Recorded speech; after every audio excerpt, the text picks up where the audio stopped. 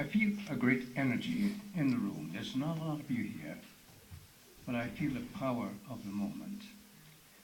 We've had to fight many battles in this community, in this society, and I'm glad that you picked this school from which to launch this battlefront, because our trustee went to the school. She grew up in this area. And I'm glad to see that there are two new trustees who are very young people who are leading this charge. Parents, the ones who are here tonight, you need to fight for your right to take your school back.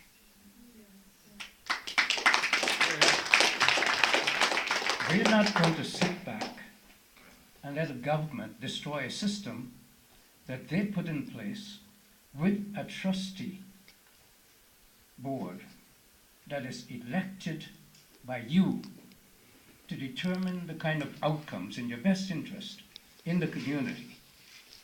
And then they cut their powers and demand that they do things that we don't agree with and hold them responsible for the damage that's done. It should not happen. It's not going to happen. And you should not let it happen. I'll be supporting you to ensure that it doesn't happen. I'm glad that these people came here to consult with you and to ask you to do the right thing and take back, demand from your government, which has been elected with so much power because of the numbers that they've gained, who think they can destroy a system that we've come to respect, that over the years have provided, it gives us a sense of ownership and belonging, community. These schools belong to the community. We don't have the same kind of access to these schools. Over the years, progressively, they kept taking it away.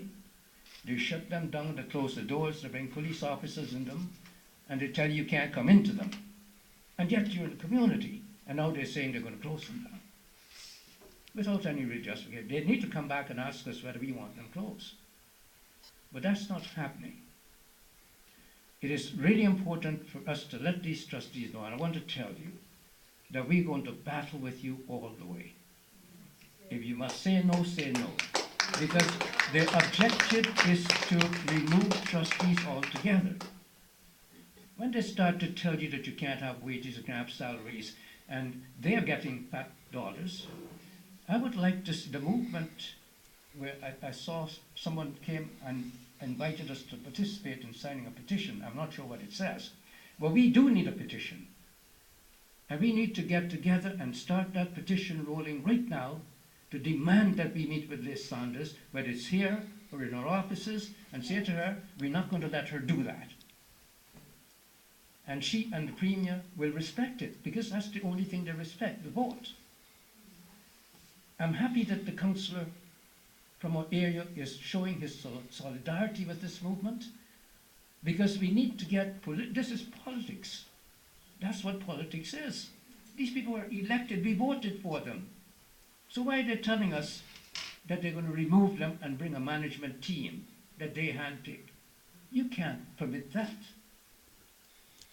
Don't let it happen.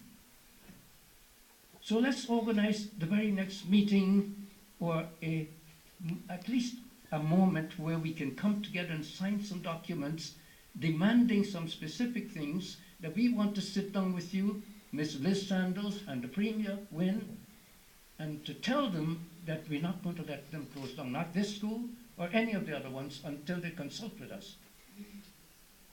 They were going to turn back and blame the trustees for being responsible for the closing and all the difficulties that erupt after that. So it's not about the trustees, really. It's about your rights.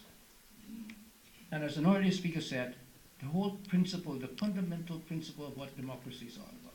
They tell you you've got it, and then at the same time, when you utilize it, they don't respect the decisions that you've made.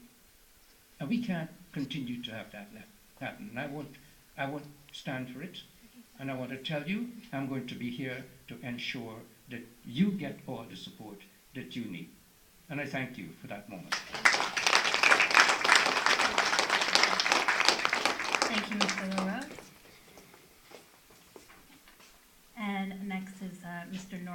C. Perry.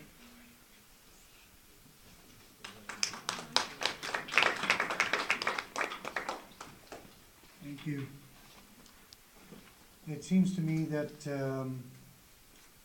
what Liz Sandals is trying to do in taking away our trustees' offices, trying to take away your assistants, it's not like you're getting a fat paycheck.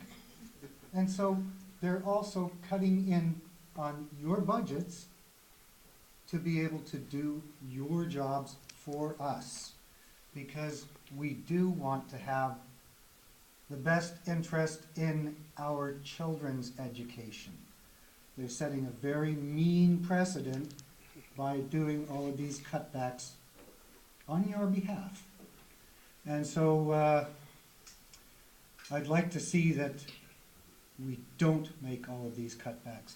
It's the kind of thing that happened back in 1970 when OSSTF wanted to have a strike, and it was a simple matter of crowded classrooms clouding the mind, where 34, 36 students in a high school class, that was monstrous.